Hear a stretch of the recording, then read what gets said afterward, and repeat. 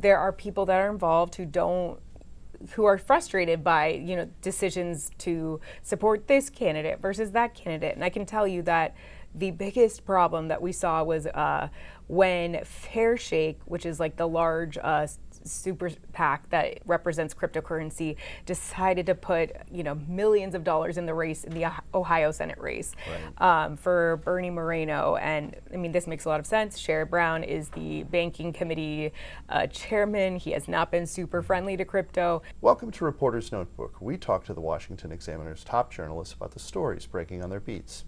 I'm Jim Antle, and I'm joined today by Congressional reporter Samantha-Jo Roth.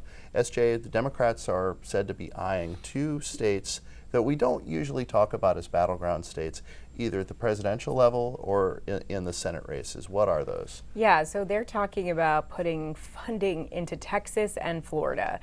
Texas, you have Senator Ted Cruz, who was notably in a pretty close election last cycle with Beto O'Rourke. And then you have Senator Rick Scott. So basically they're deciding that they want to go on offense in these two states. They do have like reasonably decent candidates in these states. You have like a former representative in Florida in Debbie McChrystal-Powell. And then you also have Representative Colin Allred, who is already well known. So they're really hoping to boost their profiles.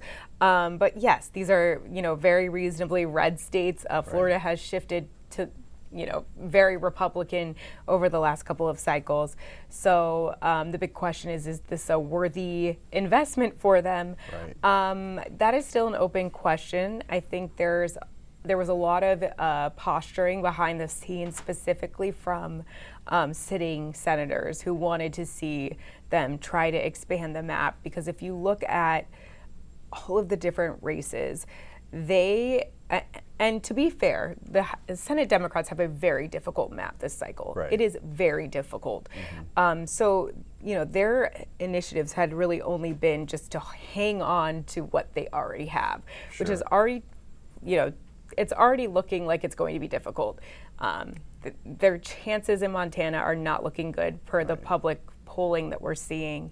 Their shot in Ohio also looking a little better, but still very close. So they, are really starting to look towards some of these races that are kind of considered long shots.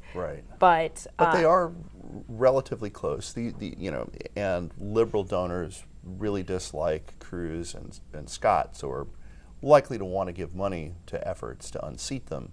But there aren't a lot of Republican incumbents who are considered to be at risk this cycle. No, I mean, there really aren't. And I mean, I think that's just kind of how the map ended up, that the Republicans that are up are in reasonably very safe states like North Dakota, Kevin Cramer. Like, I mean, is that a real race? Like some of these are just not going to happen. But yeah, it's a very intense race. The big question is, and that I chose to pose to the chairman of the Democratic Senatorial Campaign Committee was, is it too little too late?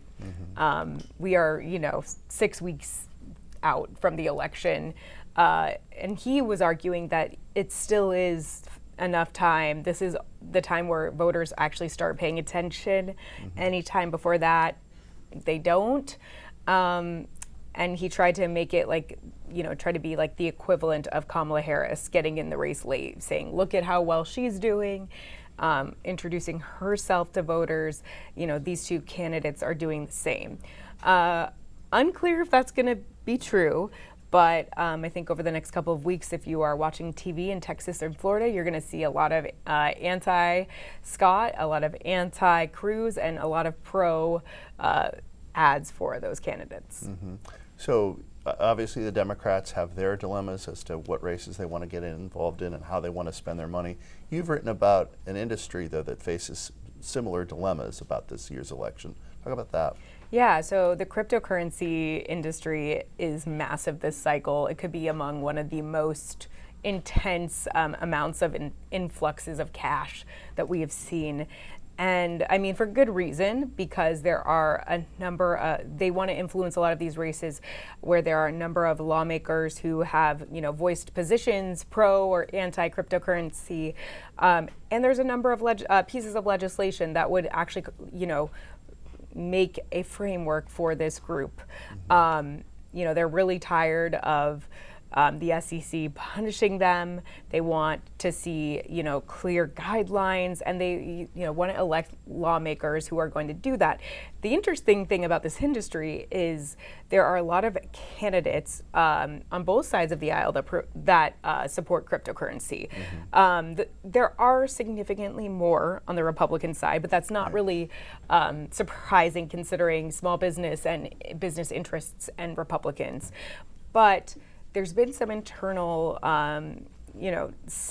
divisions coming up because there are people that are involved who are frustrated by, decisions to support this candidate versus that candidate. And I can tell you that the biggest problem that we saw was when Fairshake, which is like the large super PAC that represents cryptocurrency, decided to put millions of dollars in the race, in the Ohio Senate race, for Bernie Moreno. And I mean, this makes a lot of sense. Sherrod Brown is the banking committee chairman. He has not been super friendly to crypto. Makes a lot of sense.